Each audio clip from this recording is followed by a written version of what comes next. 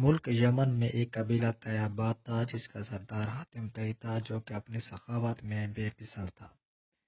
حاتم طئی کے پاس ایک بہترین عربی نسل کا گھوڑا تھا جو کہ اپنی خوبصورتی اور تیز رفتاری میں بے مثل تھا۔ ایک مرتبہ شاروم کے دربار میں حاتم طئی کی سخاوت اور اس کے پاس موجود اس عربی نسل کے گھوڑے کی تعریف کی گئی اور ہر شخص اپنے مولوات کے مطابق تعریف کر رہا تھا۔ شاروم نے جب اپنے درباریوں کی باتیں سنی تو سوچا کیوں نہ حاتم طئی کو آزمایا جائے، اور بغیر آزمائے کسی کے متعلق ایسی رائے قائم کرنا دانش مندی نہیں۔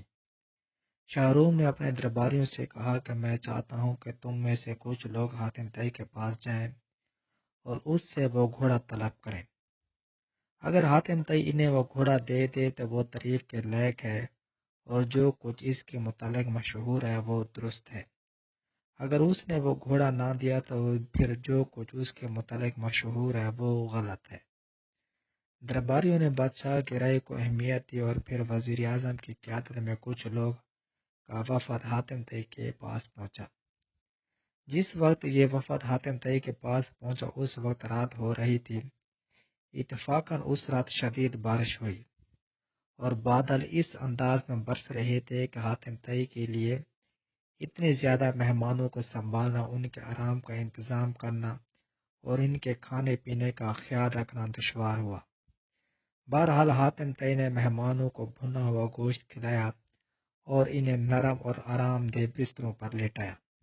صبح ہوئی تو وزیر اعظم نے دوران گفتگو اپنے آنے کا مقصد بیان کیا اور حاتم طئی سے وہ گھوڑا مانگا جس کی شہرت عام تھی۔ حاتم طئی نے جب وزیر اعظم کی بات سنی تو کہنے لگا کہ اب افسوس کے سوا کیا کیا جا سکتا ہے کہ وہ گھوڑا اب اس دنیا میں نہیں رہا۔ رات جب آپ کا قافلہ آیا اور موسم خراب تھا تو میرے لیے ممکن نہ تھا کہ میں چراگاہ سے کوئی دوسرا جانور منگاتا اور اسے ذبح کر کے آپ کی دعوت کرتا۔ اس وقت گھر میں میرے پاس وہی گھوڑا موجود تھا، میں نے اسے ذبح کر دیا اور مجھے یہ ہرگز گوارا نہ تھا کہ میرے مہمان بھوکے سوتے۔ وزیر اعظم نے حاتم طئی کی بات سنی تو وفد نے واپس جا کر شاروم کو اس واقعے سے آگاہ کیا تو اس نے کہا حاتم طئی واقعی تعریف کے حقدار ہیں۔ ایک بادشاہ کا غلام فرار ہو گیا۔ اس غلام کو ہر جگہ تلاش کیا گیا لیکن وہ ایسا ہوشیار نکلا کہ کسی کے ہاتھ نہ آیا۔ اس دور میں غلام کا یوں مالک کے گھر سے فرار ہونا ایک سنگین جرم تصور کیا جاتا تھا۔ مفرور غلام جب بھی گرفتار ہوتا اسے قتل کر دیا جاتا تھا۔ بادشاہ کا یہ غلام بھی ایک عرصے تک روپوش رہا اور اسے کوئی ایسا ٹھکانہ نہ ملا جہاں وہ اپنی زندگی آرام سے گزار سکتا۔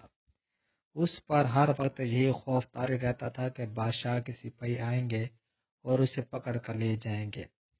اس غلام نے اس بے سکونی سے نجات پانے کے لیے فیصلہ کیا کہ مجھے بادشاہ کی خدمت میں حاضر ہو کر اپنی اس غلطی کی معافی مانگنی چاہیے۔ شاید اس کے دل میں اللہ تعالیٰ رحم ڈال دے اور وہ مجھے معاف کر دے۔ وہ غلام اس سوچ کے ساتھ بادشاہ کی خدمت میں حاضر ہوا اور نہایت عاجزی کے ساتھ اپنی اس گستاخی کی معافی مانگی۔ بادشاہ کو چونکہ اس غلام سے نفرت ہو چکی تھی اس لیے اس نے اسے دیکھتے ہی حکم جاری کیا کہ اس کو قتل کر دیا جائے۔ جلاد نے اس غلام کو پکڑ اور قتل گاہ کی جانب لے کر چلا۔ اس غلام کی آنکھوں کے آگے قتل کا حکم سن کر اندھیرا چھا چکا تھا۔ اسے یقین تھا کہ اب چند لمحوں بعد اس کا سر قلم کر دیا جائے گا۔ اس غلام نے اپنے حواس کو قابو میں کیا اور بارگاہ الہی میں یوں دعا کی کہ اے اللہ تعالیٰ، تو جانتا ہے مجھے بے گناہ قتل کیا جا رہا ہے اور بادشاہ کو اس گناہ کی سزا نہ دینا۔ میں اسے اپنا خون معاف کرتا ہوں، میں نے ایک عرصہ تک اس کا نمک کھایا ہے۔